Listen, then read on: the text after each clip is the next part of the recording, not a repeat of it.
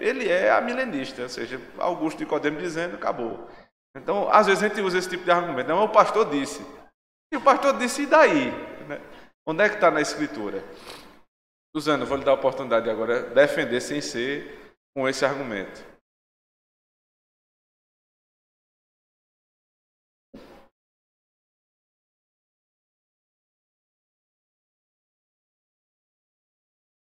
Ou seja, o pastor disse, né? O pastor disse, Claro, você está certo. Isso. Isso. É uma inferência. É uma inferência. Ao longo da Escritura você infere. O texto não está dizendo isso, mas assim, Deus está falando com quem? Está falando sozinho?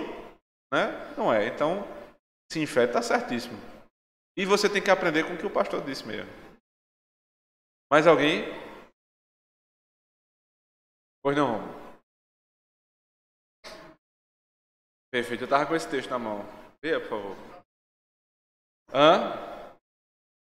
Tá aqui. Foi o pastor que disse, não foi? Texto, qual texto? Ok.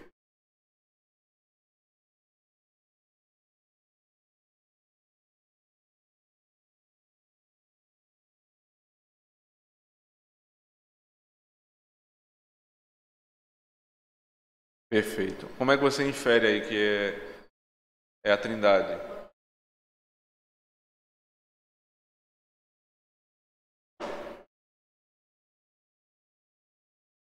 Perfeito. Todos os textos que vocês abrirem aí, alguém tem outro texto?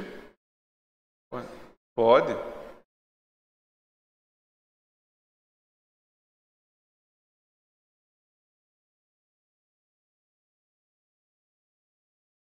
Perfeito.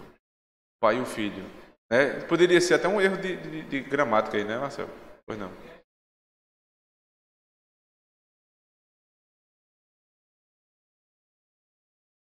Uhum. Isso, Êxodo capítulo 3. O nome de Deus é um tetragrama, são 4 letras. E essas 4 letras, provavelmente, elas vêm do verbo ser e estar. Né? Um verbo que é difícil de traduzir, mas seria mais ou menos isso. Eu sou o que sou. Ou seja, eu nunca fui, eu nunca vou ser. Eu sou o que eu sou. E aí a resposta de Jesus poderia, se fosse gramaticalmente correta, seria qual? Antes de Abraão ser, eu era. Gramaticalmente seria assim, mas ele diz, antes de Abraão ser, eu sou. É fantástico, né? Perfeito, muito bom, Marcelo. Então, pai e filho aí estão sendo postos aí como uma única pessoa. Ele diz também lá em João 17, para que eles sejam uns contigo como eu e o Senhor somos um. Eu e o Pai somos um. A transfiguração de Cristo, o Pai dizendo, esse é o Filho amado em quem eu me comprazo, que minha alma tem prazer. Então, a doutrina da Trindade não tem como ser defendida se não for por meio da inferência, né, da dedução lógica. Se não for assim, não tem um texto que diga Deus é Pai, Filho e Espírito Santo. Mas a igreja estabeleceu contra as astúcias de Satanás por meio de homens pervertidos que quiseram dizer, por exemplo, que Cristo não é Deus. Por conta de uma letrinha, né? Entre o século IV e o século V, um homem chamado Ário, vocês já devem ter ouvido falar dele, presbítero da igreja, ele se levantou, veja como os presbíteros desde aquele tempo tinham assento nos concílios, né, porque a igreja já era presbiteriana, ele tinha assento nos concílios, e esse presbítero começou a dizer que a substância de Cristo não é a mesma substância de Deus Pai. E ele definia isso com a palavra homoiousios.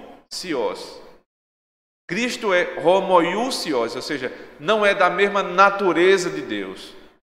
E por conta dessa letrinha, desse I, que é um iota, né, em grego, a igreja disse, não, Cristo é homoousios. Ele tira o I e passa a colocar o ou, ele é homoousia, ou seja, ele é da mesma natureza de Deus. Essa letrinha, né, que alguém disse, rapaz, aí fica brigando por besteira. O que é isso? Uma letra. Por conta dessa letrinha, houve uma discussão imensa na igreja. E você que acha que toda discussão teológica é bobagem, por conta de uma letra, você pode dizer que Cristo é Deus ou que Cristo não é Deus. Então, discussão teológica, muitas vezes, é bobagem. Porque é por coisa que não deve ser discutida e por pessoas que não estão capacitadas a discutir. Mas as discussões em concílio, elas são extremamente necessárias.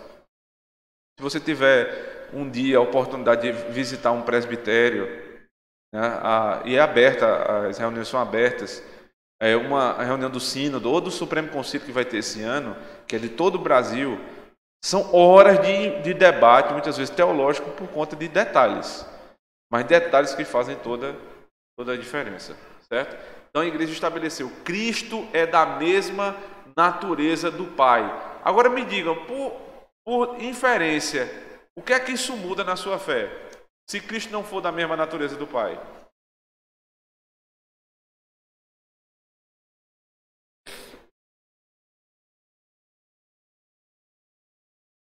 É uma sequência de inferência, né? Se ele não é da mesma natureza do Pai, logo ele não é Deus. Só que, para que ele fosse o Messias, o Salvador, ele precisava ser Deus e ser homem. Mas se eu disse que a substância dele não é divina, logo ele não pode ser mais o Messias. Se Cristo não é o Messias, ele é só homem e morreu na cruz, de que me serve essa morte na cruz? Nada. O final disso é, eu estou perdido. Por conta de uma letrinha. Então não é tão simples assim. A natureza, você saber, por exemplo, outra confusão grande que se faz, né, a respeito da cristologia. Cristo, ele tem duas naturezas ou uma natureza? São duas pessoas ou uma pessoa? Quem pode responder isso? Uma única pessoa com duas naturezas. Não pode ser duas pessoas, porque se Cristo for duas pessoas, ele perdeu a característica de humanidade. Mas se ele só tiver uma natureza, ele não pode ser Messias. E a gente viu a implicação dele não ser Messias. A gente não tem salvação. Então, a dupla natureza de Cristo. Por que ele precisa ser Deus? Outra pessoa que não seja Caio Leite.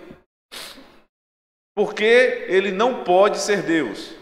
Olha, ele não pode não ser Deus. Ninguém? Por que Caio Leite? Por que Cristo precisa ser Deus? Porque ele precisa suportar todas as dores do pecado sobre si. Não só isso, ele precisava ser perfeito. E homem nenhum é perfeito. Agora, por que ele precisa ser homem? Para se compadecer, para se identificar com minha dor e para ser meu representante. Porque ele é o segundo Adão. O primeiro Adão era homem, então o segundo Adão tem que ser homem. O primeiro Adão falhou, então o segundo Adão tem que ser Deus para poder consertar a falha do homem. Só Deus perdoa pecado. Tudo isso não tem um texto que explique sozinho. Você tem que fazer, né, a igreja não faz isso, mas aquele que lida com a palavra de Deus, o pastor, ele tem que explicar e fazer inferências que são lógicas e são necessárias para o bem da igreja.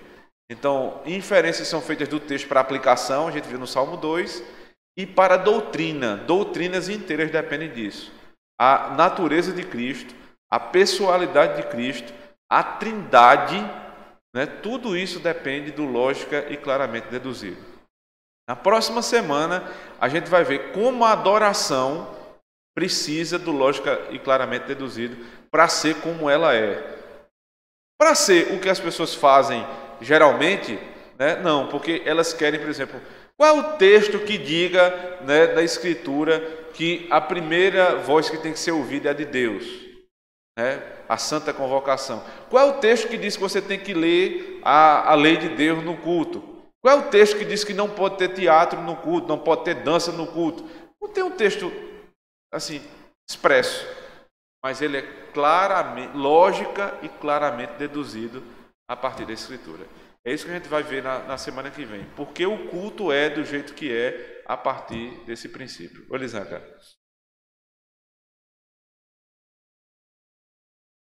Isso.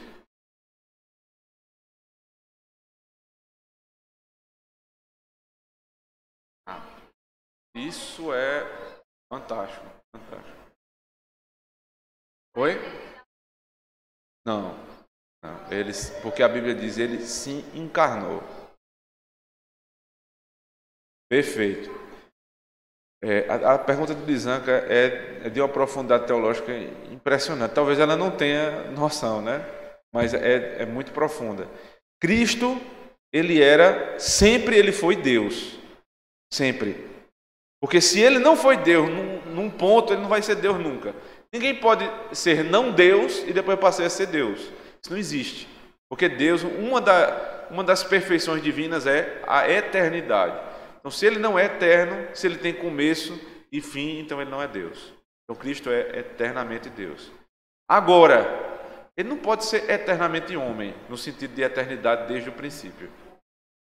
Porque nenhum homem é eterno. Na eternidade não tinha homem. Homem a ser criado. Ele precisava ser criado. E Cristo, por isso que é importante também a diferença do pacto da redenção para o pacto da graça, porque o que aconteceu no pacto da redenção foi o estabelecimento das regras para a manifestação de Cristo. Então, quando ele nasce, a Bíblia diz, ele se encarnou. Ele se fez homem. Veja, Filipenses capítulo 2.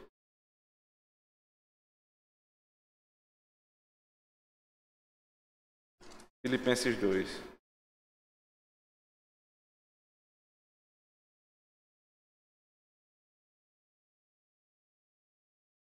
Verso 5. Tende em vós mesmos o mesmo sentimento que houve em Cristo, pois ele, subsistindo em forma de Deus, não julgou por usurpação ser igual a Deus. Ou seja, isso aqui talvez seja o texto mais claro para responder. Ele subsistia em forma de Deus, ou seja, ele era Deus. Depois ele vai dizer, não por usurpação, ou seja, ele não tomou o lugar de Deus, ele era Deus e ponto final. Então era assim que ele vivia. O que foi que aconteceu com ele em seguida? Verso 7. Verso 6, aliás. É isso mesmo, verso 7.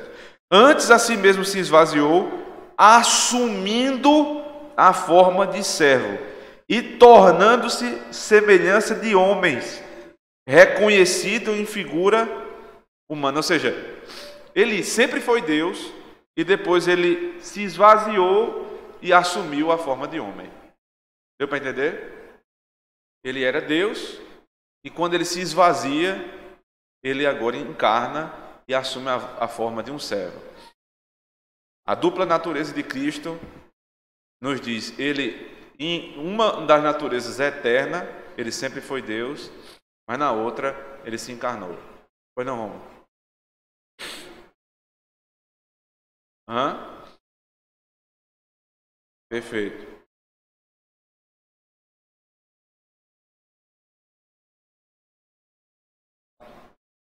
Para que ele perdoe pecado, ele precisa ser Deus. Lembra daquela discussão que houve, né, quando ele vai... chega um paralítico, desce do telhado, pessoal, todo mundo se lembra, né, daquela história, desce do telhado e quando ele vai curar o paralítico, todo mundo espera que ele diga o quê? Levanta-te e anda. Aí ele diz, teus pecados estão perdoados. Aí começa a confusão, né? Ele está dizendo que ele é Deus, eles entenderam, porque só Deus pode perdoar pecado. Aí ele diz, o que é mais fácil? Se eu disser, levanta-te e anda, ou perdoado estão os seus pecados, o que é mais fácil para você acreditar? É muito mais fácil para quem está dizendo dizer, perdoado estão os seus pecados, porque ninguém vai conferir. Como é que você vai conferir que o pecado dele foi perdoado? É uma obra interna. Não tem como conferir. Agora, dizer levanta-te e anda é muito mais difícil, porque ele tem que levantar e andar. Aí ele dá o propósito. Mas para que vocês saibam que o Filho do Homem tem poder para perdoar pecado, aí ele inverte, levanta-te e anda. Eu tenho poder para as duas coisas. Eu tenho poder para curar o corpo, eu tenho poder para curar a alma. Ele é Deus. E ele é Deus a ponto de se compadecer. E é homem a ponto de se identificar com o necessitado. Então são textos assim como esse que acabamos de ver, que não dizem expressamente a dupla natureza de Cristo, mas que precisam ser lógica e claramente deduzidos a partir de uma boa inferência. Agora, semana que vem, a gente vai aprender como o culto bíblico foi lógica e claramente deduzido das Escrituras. Ok? Mais alguma pergunta?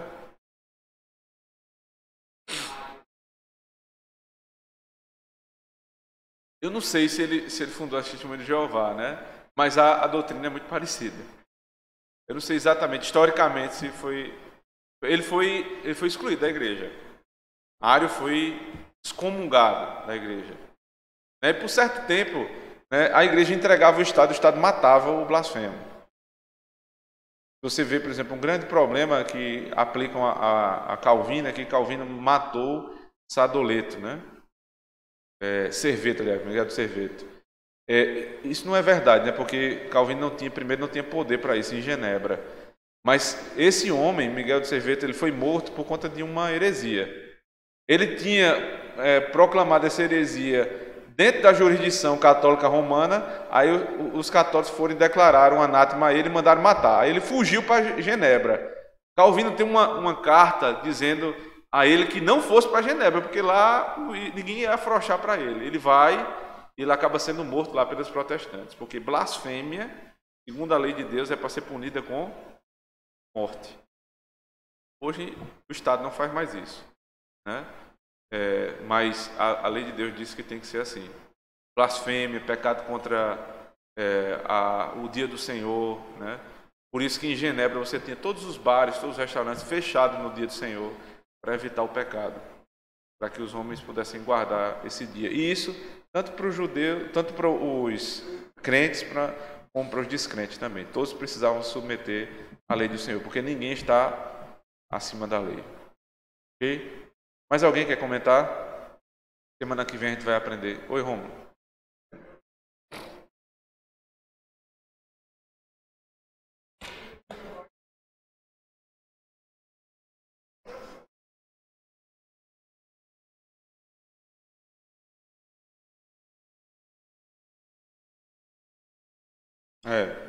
Elohim, a palavra traduzida por Deus, ela tanto é usada para Deus, o Deus verdadeiro, quanto para os ídolos.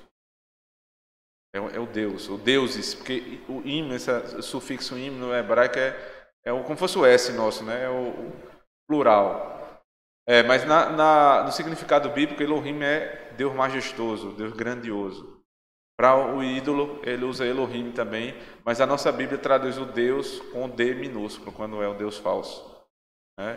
Todas essas heresias, Testemunha de Jeová, Adventista do sétimo dia, Mórmon, o grande problema deles é cristologia. Quem é Cristo? Por isso que Cristo perguntava tanto aos discípulos: quem vocês dizem que eu sou? Porque você fica entre a verdadeira doutrina e a falsa por conta da cristologia. E aí a igreja não precisa, né, ter aqui uma palestra sobre a heresia. Né? Tem pastor que é especialista em heresia. É preciso ser especialista em Bíblia, não em heresia. Porque o que eu tenho que fazer não é desmontar a heresia, é ensinar a verdade para os irmãos. Se vocês souberem da verdade, quando vier uma heresia, vocês rapidamente vão dizer: não, isso aí está errado. Então, nosso propósito aqui não é aprender heresia, nem para combater, é aprender a verdade, e aí você vai combater a heresia. Ok? Vamos orar. Pedir nosso irmão Rômulo que eleve sua voz e dê graças ao Senhor.